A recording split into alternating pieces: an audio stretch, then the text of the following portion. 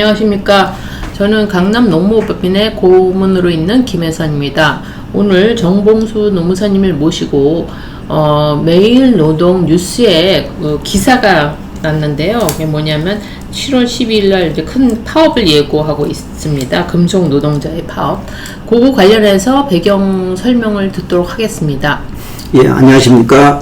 공인노무사 정봉수입니다. 오늘자 그 노동 뉴스에 따르면은 7월 12일 금속노동조합이 4시간 부분 파업을 한다는 그런 뉴스가 나왔습니다. 금속노동조합의 소속 근로자들이 약 19만 명이 됩니다. 얼마나 참석할지 몰라도 굉장히 많은 기업에서 기업에 있는 금속노동조합 출신의 근로자들이 4시간 동반 파업을 할 예정입니다. 그러면 이것이 어떻게 가능한가 하면은 금속노동조합은 전국적으로 하나의 노동조합으로 되어 있습니다. 그러면 이 하나의 노동조합이 사용자 단체와 지금 교섭을 하고 있는데, 교섭에서 노동쟁의 상태가 되고, 노동쟁의 상태가 되면 파업을 하기 전에 노동위를 통해서 노동쟁의 조정에 들어가게 됩니다. 이 조정은 보통 10일, 일반 사업은 10일이고 공익사업은 15일인데 10일 내에 결론이 나옵니다. 그래서 파업권을 얻을지 파업권을 얻지 못할지, 그래서 파업권을 얻을 수 있는 내용이 되면은 열흘 지난 다음에 바로 파업을 할 수가 있습니다.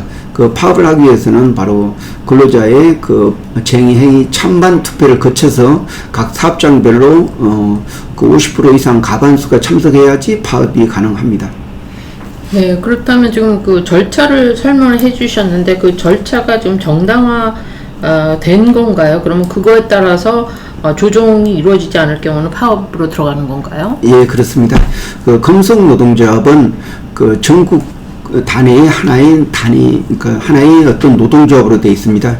그래서 약 19만 명이 소속된 여러 사업장이 하나의 금속노동조합이라는 하나의 노동조합 내에서 각 지역별로 지부가 있고 각 회사별로 지부가 있습니다. 그래서 금속노동조합은 매년 아니면 2년에 한 번씩 임금교섭하고 단체 협약 교섭을 하는데 꼭 3번을 하게 됩니다.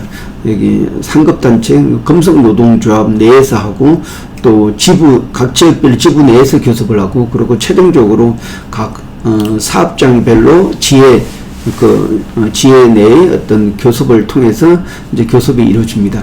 그래서 지금 하고 있는 파업에 대한 내용은 금속노동조합 전체 차원에서, 금속노동조합 차원에서 사용자 단체를 대상으로 지금 노동쟁의 조정 상태니까 요것을 조정해 달라고 해서 중앙노동위원회에다가 조정 신청을 이번 6월 30일을 할 예정에 있습니다.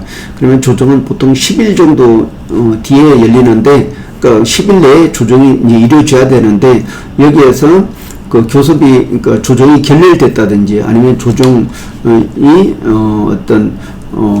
조정 불가 판정이 나게 되면은 바로 파업을 할 수가 있습니다. 근데 또 여기에서 노사가 충분히 교섭을 안 하고 조정이 신청된 경우에는 행정지도를 통해서 다시 재교섭을 하라, 그런 얘기도 나올 수 있기 때문에 이 파업을 하기 위해서는 요번 6월 30일에 조정 신청을 하고 열흘 내에 이제 결과가 나오는데, 여기에서 노동쟁의 조정에 대한 중지나 아니면 조정 결렬이 나와야지 파업권을 얻게 됩니다.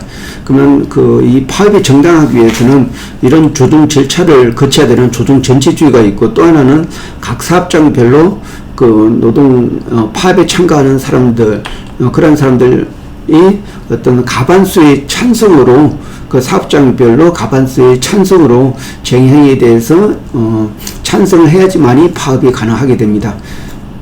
네.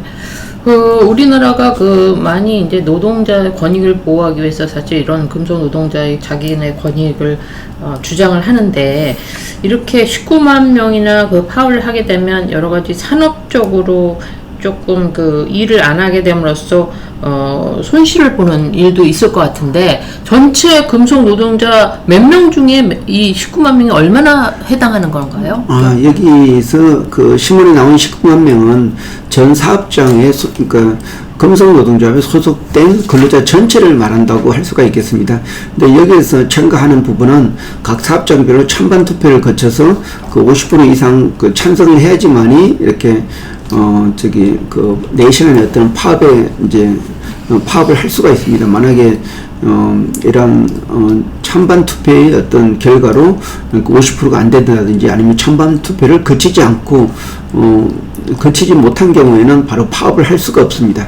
그래서 어떤 파업의 정당성, 그러니까 노동쟁이 정당을 해야지만이 그 사용자로부터 어떤 징계 책임을 면할 수 있고 또 민사 책임, 형사 책임을 면할 수가 있습니다. 그래서 근로기준 노동조합법 3조하고 3조는 어떤 민사 책임, 그러니까 정당한 쟁행위는 민사 책임을 면할 수가 있다. 4조 같은 경우는 이 정당한 쟁행위는 정당한 행위로 형법 제20조에서 말하는 정당한 행위이기 때문에 어떤 형사 처벌을 면할 수가 있다. 그러니까 위법성 조각으로 인해서 정당한 행위다. 이렇게 바로 노동조합법에 명시가 되어 있습니다. 그래서 이런 사실을 잘 아는 노동조합에서는 반드시 그 노동쟁이 조정, 노동인을 통해서 이러한 파업권을 얻을 거고, 또 하나는 근로자의 찬반 투표를 통해서 어떤 가반수의 찬성을 얻어낸 다음에 파업할 거라고 예상하고 있습니다. 네. 앞으로 그 노동자와 사용자 간의 원만한 합의를 봐서 큰 이 파업이 안 이루어졌으면 하는 바람입니다. 오늘 말씀 감사하고 또 코멘트가 있으신가요? 예. 제가 한 말씀 더 드리면은 우리가 사실 파업에 대해서 상당히 걱정을 많이 하고 있습니다.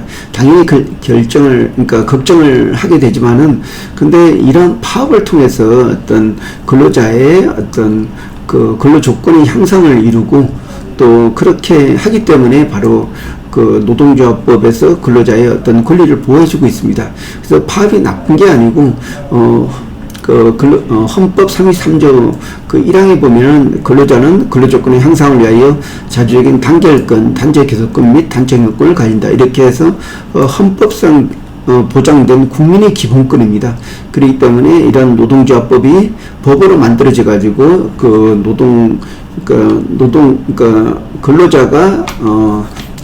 근로자가 주체가 돼서 단결된 이런 단결체가 바로 노동조합입니다. 그래서 우리나라 사람들은 노동조합이 부정적으로 볼 수 있지만은 근데 실제적으로 직장생활을 오래 하다 보면은 노동조합이 없이는 근로조건을 개선할 수가 없습니다.